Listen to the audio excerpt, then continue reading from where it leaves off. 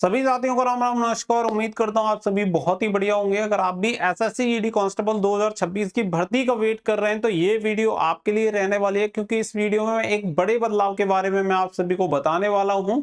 साथ ही में ये भर्ती डिले क्यों हो रही है इसका भी रीजन मैं आप सभी को बताऊंगा, तो वीडियो को लास्ट तक ध्यान से देख लेना। वीडियो पसंद आए तो वीडियो को कर देना लाइक और शेयर, और चैनल को कर लेना सब्सक्राइब, ताकि फ्यूचर में आने वाली हर एक अपडेट का नोटिफिकेशन आपको सबसे पहले मिलता रहे। आगे बढ़ते हैं और पूरी जानकारी आप सभी को देते हैं। तो सबसे पहली बात तो आप सभी को बता दें कि देखो, नंबर ऑफ वैकेंसी की मैं बात करूं तो 45,000 से लेकर करीब 50,000 तक पोस्ट आपको इस वैकेंसी में देखने के लिए मिल सकती है।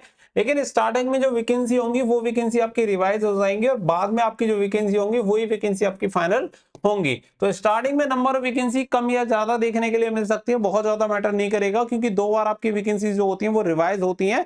अभी वैकेंसी आएंगी और फिर बाद में आपकी जो वैकेंसी होंगी वो इंक्रीज होनी ही होती है, तो ये आप कंफर्म मान के चलना। तो पहले वैकेंसी को देख के अप्लाई मत करना कि कम है ज्यादा है, वो सब मत सोचना, क्योंकि बाद में और जितनी भी वैकेंसी हो लेकिन बढ़ेंगी बढ़ेंगी। तो पहला पॉइंट तो आप सभी का यहाँ पे ये क्लियर रहना चाहिए वैकेंसी को लेके। बात जब सरकारी नौकरी की कर ही रहे हैं तो सरकारी नौकरी के लिए बेस्ट तैयारी करने के लिए प्लेटफॉर्म आपको टेस्ट बुक मिल जाता है। टेस्ट बुक आप सभी के लिए फ्यूचर ऑफिसर सेल लेके आ चुका है, और इस सेल में आप सभी को ईयरली टेस्ट बुक पास करो, जो कि जनरली 1799 में मिलता है, केवल 571 रुपीज में आप सभी को मिल जाएगा। और पास प्रो मैक्स आप सभी को देखने के लिए मिल जाएगा केवल 703 रुपए में।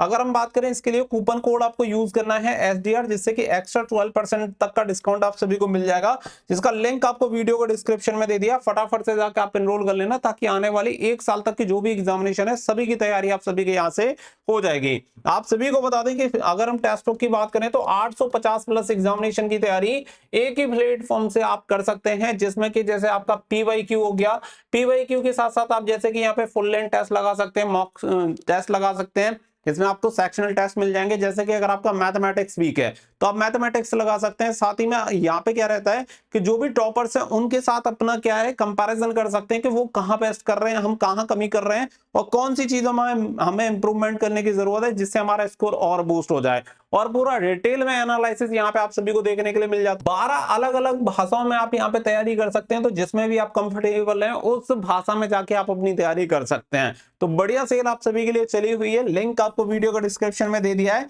जाइए और फटाफट से जाके एनरोल कर लीजिए। इसके अलावा अगर मैं नंबर सेकंड बात करूं कि आपकी वैकेंसी डिले के बारे में, तो आपकी जो वैकेंसी है वो अक्टूबर 2025 में वैकेंसी 2026 वाली आ जानी थी, लेकिन अब आपका नवंबर आ गया, लेकिन अभी तक आपको इसका नोटिफिकेशन देखने के लिए नहीं मिला। तो अब यहाँ पे बात आती है कि आखिर ये जो वैकेंसी का नोटिफिकेशन है वो डिले हो क्यों रहा है। तो उसके दो मेन रीजन है। इनमें से सबसे पहला रीजन ये है कि आप सभी को पता है कि एग्जामिनेशन कंडक्ट करवाने वाली जो एजेंसी है वो चेंज हुई। इसकी वजह से जो पूरा एग्जामिनेशन का शेड्यूल है वो कहीं ना कहीं चेंज हो गया, और उसकी वजह से थोड़ी बहुत भर्तियां डिले हुई हैं।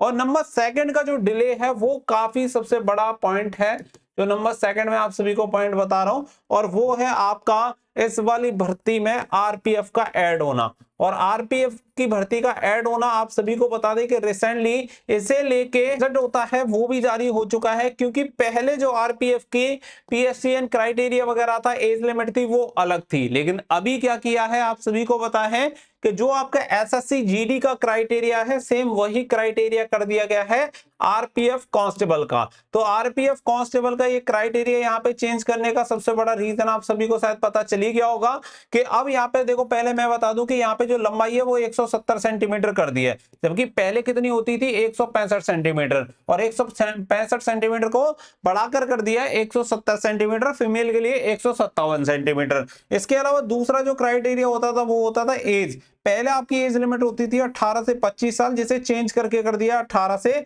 23 साल। और दोनों ही चीज देखेंगे तो दोनों यही चीज आपको एसएससी जीडी कांस्टेबल की भर्ती में भी देखने के लिए मिलते हैं। और इसका रीजन क्या है चेंज करने का वो आप सभी को पता है। रिसेंटली आप सभी को पता है रेलवे मिनिस्टर जो अश्विनी वैष्णव है उनकी तरफ से अनाउंस कर दिया था कि RPF recruitment to be held annually by SSC, कि अब आपकी जो वैकेंसी होंगी वो एसएससी के द्वारा ये कंडक्ट करवाई जाएंगी। और आपको बता दें कि आरपीएफ में जो रूल एंड रेगुलेशन लागू होगी अब वो सीएपीएफ वाली यहाँ पे लागू होगी। तो आप सभी को बता दें कि देखो, सीएपीएफ की जो भी कांस्टेबल की पोस्ट है जीडी कांस्टेबल की, वो एसएससी जीडी की जो भर्ती होती है एसएससी जीडी कांस्टेबल की, इसके थ्रू ही आपकी निकाली जाती है। इसके अलावा अगर आप कांस्टेबल की देखेंगे तो सिर्फ एक भर्ती है जो अलग होती है, वो है आपकी दिल्ली पुलिस कांस्टेबल की। और दिल्ली पुलिस कांस्टेबल की जो भर्ती अलग होती है उसका रीजन सिर्फ यही है कि उसमें जो एज क्राइटेरिया है वो कितना है 18 से 25। अगर आप दिल्ली पुलिस कांस्टेबल में देखेंगे, अगर आरपीएफ की भर्ती को ये अनाउंस कर दिया जाता कि एसएससी के थ्रू करवाई जाएगी, लेकिन एज क्राइटेरिया आपका 18 से 25 ही रहता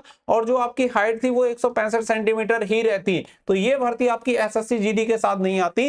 लेकिन इन दोनों क्राइटेरिया को चेंज कर दिया है, इससे ये चीज क्लियर हो जाती है कि ये जो वैकेंसी होगी वो आपको एसएससी जीडी के साथ ही देखने के लिए मिलेगी। जैसे कि आप सभी को पता है कि जैसे कि आपका एनआईए हो गया, एसएसएफ हो गया या एनसीबी हो गया, ये भर्तियां पहले आपकी नहीं आया करती थी एसएससी जीडी में, क्योंकि एसएससी जीडी में पहले आपकी आती थी जैसे सीआरपीएफ हो गया, सीएसएफ हो गया, बीएसएफ हो गया, आईटीबीपी हो गया, एसएसएफ हो गया और असम राइफल्स हो गया। केवल यही 6 भर्तियां, मतलब 6 जो 6 सीएपीएफ है, केवल उन्हीं की वैकेंसी आपकी आती थी। इसके बाद एनआईए, एसएसएफ और एनसीबी, इस तरीके से ये आपके ऐड हुए। और इसी तरीके से अब आपको नई भर्ती है, यानी कि नई जो फोर्स है वो आपको ऐड देखने के लिए मिलेगी, आरपीएफ। और सबसे बड़ी बात यह है कि ये जो वैकेंसी है 2026 वाली, इसमें आपको अब आरपीएफ की पोस्ट देखने के लिए मिल सकती है। अगर आपने आरपीएफ की वैकेंसी का डेटा यहाँ पे रिसीव कर लिया, यानी कि एसएससी ने, तो फिर इसकी जो वैकेंसीज होंगी वो यहाँ पे ऐड ऑन हो जाएंगी। और लेट होने का रीजन भी यही है कि अब आप देखो कि अब तक इसकी वैकेंसी अक्टूबर में आनी थी,